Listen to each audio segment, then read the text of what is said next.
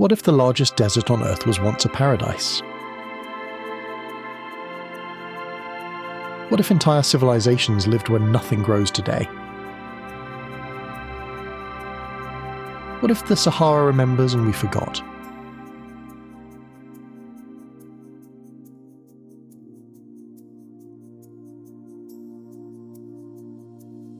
Close your eyes and picture the Sahara.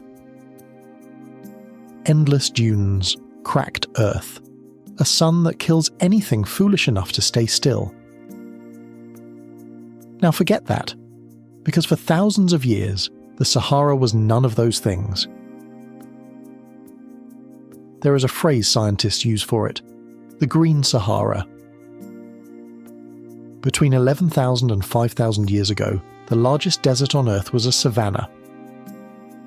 Rivers ran through it, lakes the size of small countries, forests in places that today have not seen rain in a decade.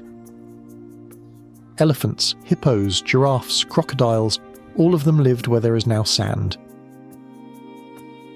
And people lived there too.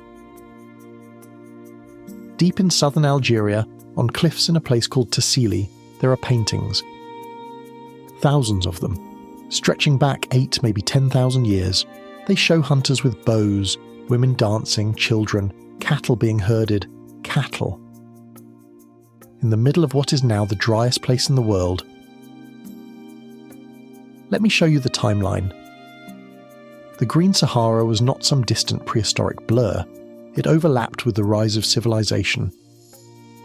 When humans were carving rock art of giraffes in Algeria, the pyramids had not been imagined yet.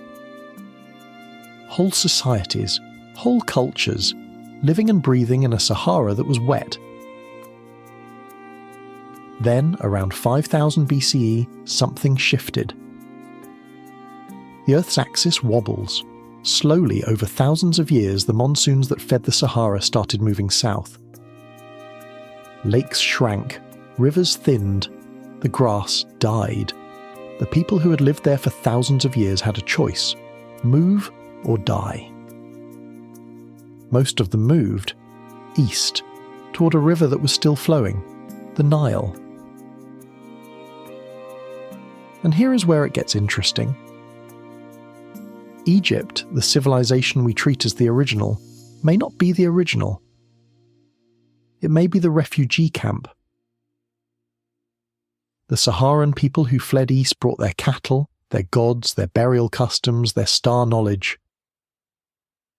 Some archaeologists now argue that Egyptian civilization is the echo of a much older Saharan one, bigger, greener, drowned in sand instead of water.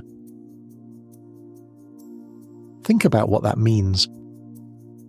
The Sahara is 9 million square kilometers, the size of the United States. Almost none of it has been excavated. You cannot dig sand. It moves. It buries you. Whatever those people built, their villages, their temples, their tombs, is still down there, under hundreds of feet of sand. We have found a fraction, maybe 1%, maybe less. And that should change the way you look at a map. The deserts on our globes are not just empty places. They're graveyards of civilizations we will never name, of languages no one will ever hear, of stories that ended in silence and got covered up by wind. The Sahara is not a desert.